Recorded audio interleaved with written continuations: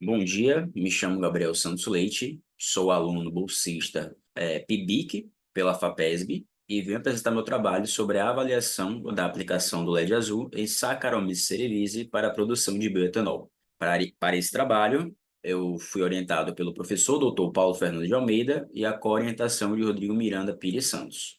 Nesse trabalho, eu trago a introdução, a metodologia, os resultados, a discussão, a conclusão e as referências. Então, primeiramente, como a luz de LED azul age na célula? Ela age na membrana celular da mitocôndria, impactando a fosforilação oxidativa, inibindo a citocromo C e induzindo o início da fermentação em detrimento da respiração. Os objetivos específicos do meu trabalho é basicamente dividir o grupo que irá ser irradiado e o grupo que não irá ser irradiado, que é o grupo controle, com o objetivo de quantificar a proliferação de micro-organismos nas amostras, avaliar a degradação do substrato, mensurar a produção do etanol e realizar a caracterização físico-química desses produtos. Então, como metodologia, nosso experimento ele ocorre em modo de duplicata e posteriormente triplicata, quando possível, nos tempos de 5, 10, 15, 20 minutos e o controle.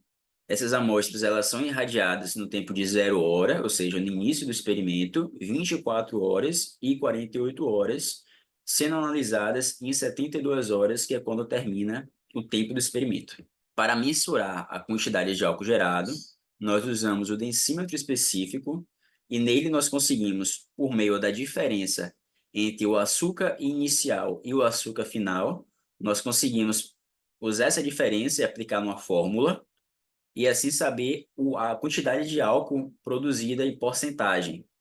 Também nós conseguimos fazer a contagem da levedura pela câmara de Neubauer, né? A gente retira alíquotas, retira uma série de alíquotas de 3.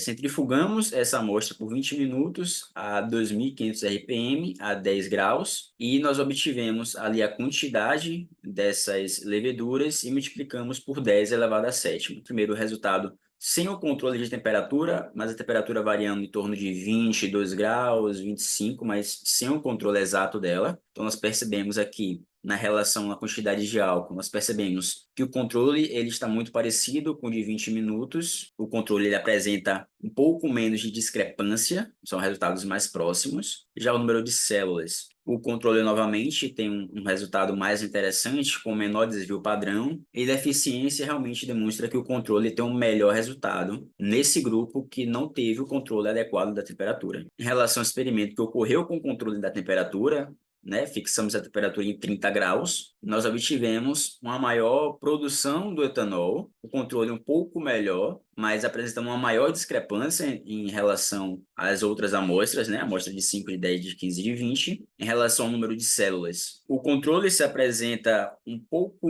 menor em relação a 10 minutos, a amostra de 10 minutos e de 15 minutos, e também a de 20 minutos, que apresenta discrepância muito inferior às outras amostras. E aqui, em relação à eficiência, nós percebemos aqui que a amostra de 5 minutos ela apresentou melhores resultados, tanto na produção do etanol, como no menor número de células. Essas leveduras elas estão priorizando a produção de álcool em detrimento à multiplicação celular, o que é interessante para a nossa pesquisa. Então, nós podemos perceber também, nós podemos inferir com esses resultados que o alto teor alcoólico, a elevada pressão osmótica e também a forte inibição do etanol durante essa fase de produção, eles podem causar a perda da viabilidade celular, aumentando o tempo de fermentação.